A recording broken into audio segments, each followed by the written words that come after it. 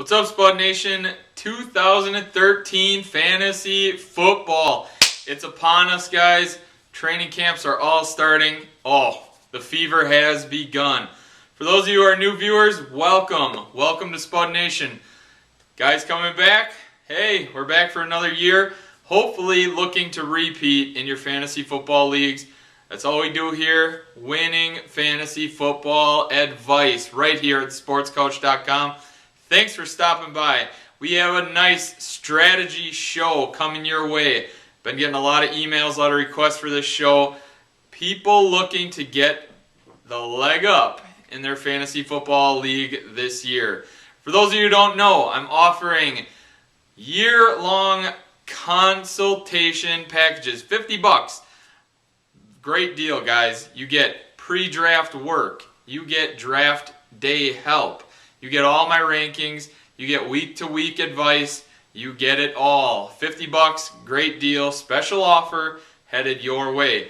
If you're looking just for the ranking sheets, I sell rankings of all the players, every position. I do a nice little write-up. I project stats. $5. You can find this all right on my website, www.thesportscoach.com. If you want to email me, my email is craig@thesportscoach.com.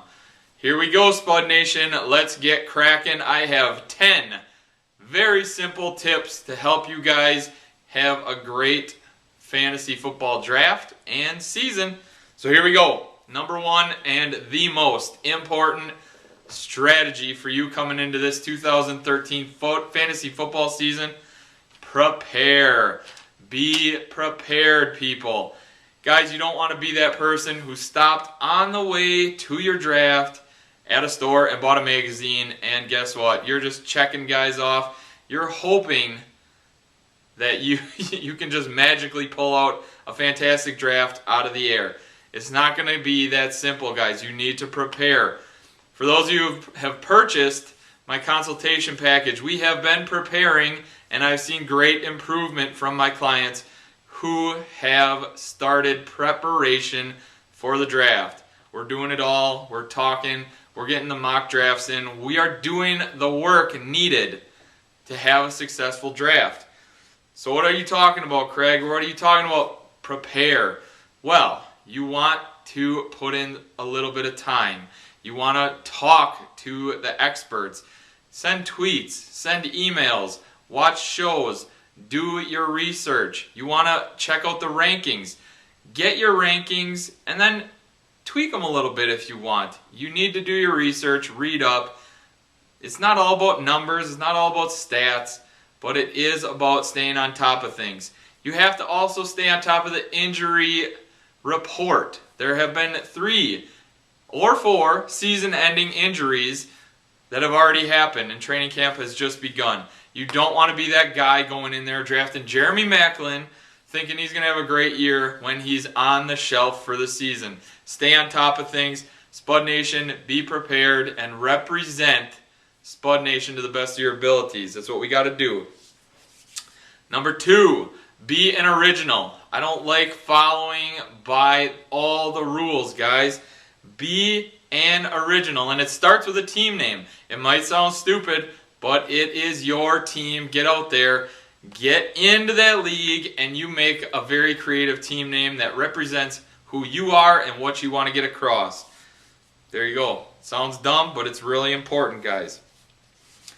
Number 3, calculate your risks on draft day and when trades get presented to you. What are you talking about? Calculate risks.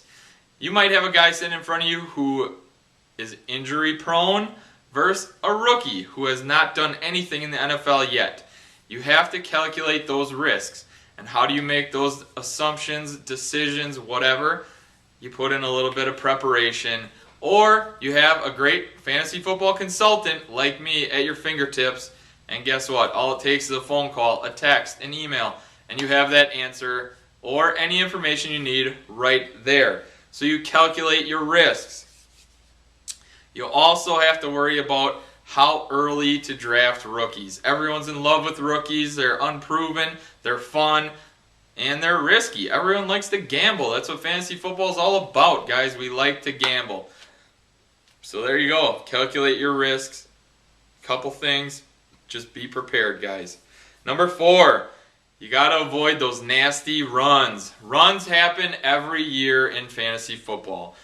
Someone drafts a tight end and everyone goes ballistic. Oh my God, I have to draft a tight end because they're all going to fly off the board this round. Oh my God, someone took a kicker in round 4. I got to get mine or I'm not going to get a great kicker. No. Take a deep breath and avoid the runs. While other people are out there picking a kicker in round 4, you're out there stealing value by getting a great running back 3 or a solid wide receiver 2.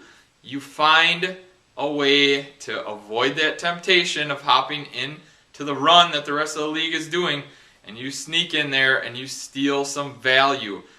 There are going to be plenty of kickers, plenty of tight ends later on in the draft. Just be strong enough to avoid that nasty run. It's going to happen. It always does.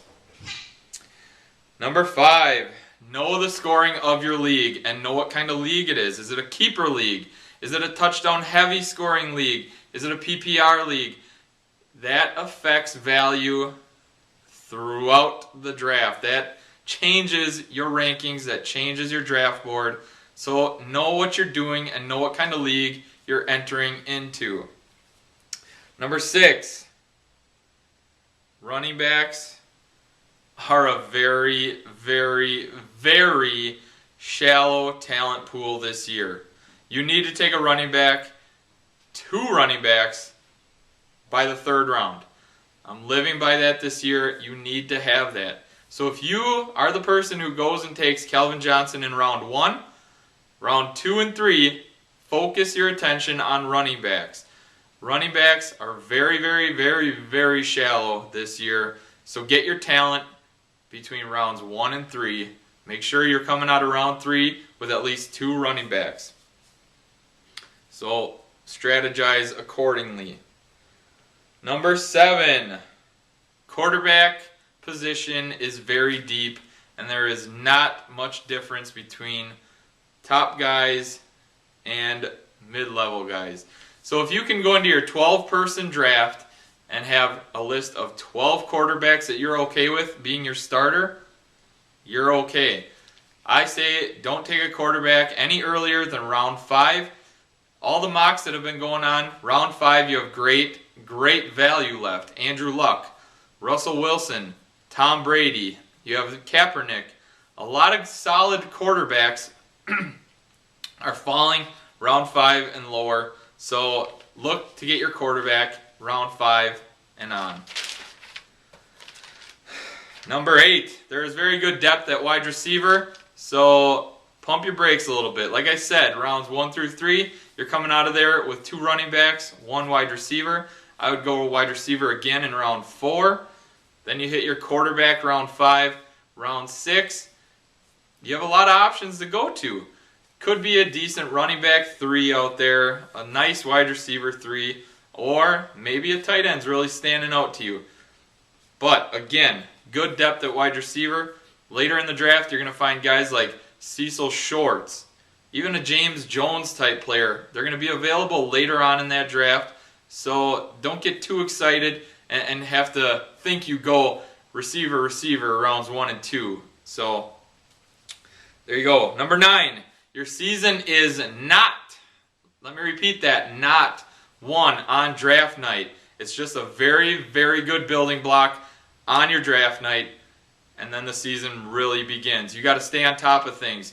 Free agents. There are always going to be free agents that are going to help your team win. And you find them usually week 1, big performer. It's going to be someone coming out of nowhere that no one really expected to do much of anything.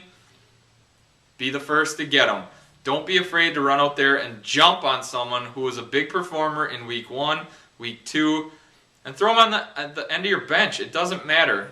Be quick to get them and take the risk of just picking someone who had a huge week in week 1 that is a free agent.